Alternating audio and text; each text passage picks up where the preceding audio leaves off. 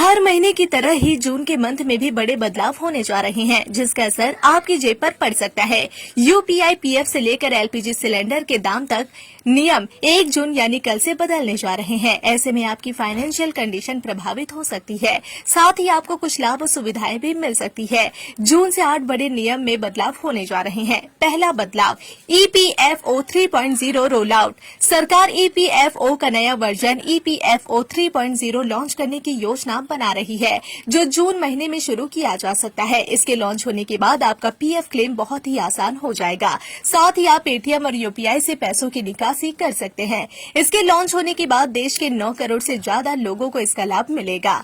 दूसरा बदलाव, आधार अपडेट सुविधा खत्म। जून महीने में होने वाला अगला बदलाव आधार कार्ड से संबंधित है। दरअसल उदय ने आधार यूजर्स को फ्री आधार कार्ड अपडेट करने की सुविधा दी हुई है और इसकी डेडलाइन 14 जून है। मतलब इस लास्ट डेट तक आधार फ्री अपडेट नहीं करा पाए तो फिर इसी काम के लिए 50 रुपए तक का तय शुल्क चुकाना होगा। तीसरा बदलाव, क्रेडिट कार्ड से जुड़े नियम। पहली तारीख से तीसरा बड़ा बदलाव क्रेडिट कार्ड यूजर से जुड़ा हुआ है। अगर आप कोटक महिंद्रा बैंक का कार्ड का इस्तेमाल करते हैं तो फिर 1 जून से बड़ा झटका लग सकता है। इस बैंक के क्रेडिट कार्ड यूजर्स का ऑटो डेबिट ट्रांजैक्शन अगर फेल होता है तो बैंक की ओर से 2% का बाउंस चार्ज लागू किया जा सकता है। ये न्यूनतम 450 रुपए और अधिकतम 5000 रुपए हो सकती है। बैंक की वेबसाइट के अनुसार पहली तारीख बैंक के ज्यादातर क्रेडिट कार्ड पर मंथली फाइनेंस चार्ज में इजाफा हो सकता है। इसे फिलहाल लागू 3.50% यानी 42% वार्षिक से बढ़कर 3.75% 45% वार्षिक तय किया जा सकता है। चौथा बदलाव, सीएनजी, पीएनजी और एटीएफ की कीमत। 1 जून 2025 को चौथा सबसे बड़ा बदलाव जीएनजी, पीएनजी और एटीएफ के दाम को लेकर हो सकता है।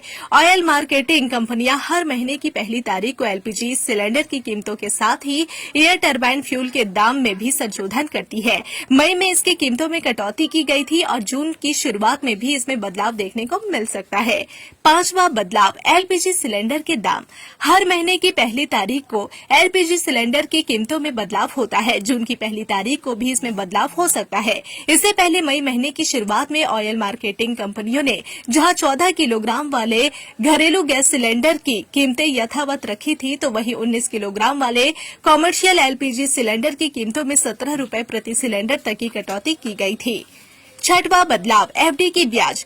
बैंक जून में फिक्स्ड डिपॉजिट और लोन की ब्याज दरों में बदलाव कर सकते हैं, क्योंकि रिजर्व बैंक ने रेपो रेट में कटौती की है और आगे भी इसमें कटौती की उम्मीद की जा रही है। उदाहरण के तौर पर सूर्योदय स्मॉल फाइनेंस बैंक ने 5 साल की एफडी पर ब्याज 8.6% से घटाकर 8% कर दिया है। सातवां बदलाव, म्यूचुअल फंड का नियम। सेबी ने ओवरनाइट म्यूचुअल फंड स्कीम्स के लिए नया कट ऑफ टाइम लागू किया है और यह नियम 1 जून से ऑफलाइन ट्रांजैक्शन के लिए समय 3 PM और ऑनलाइन के लिए 7 PM से होगा।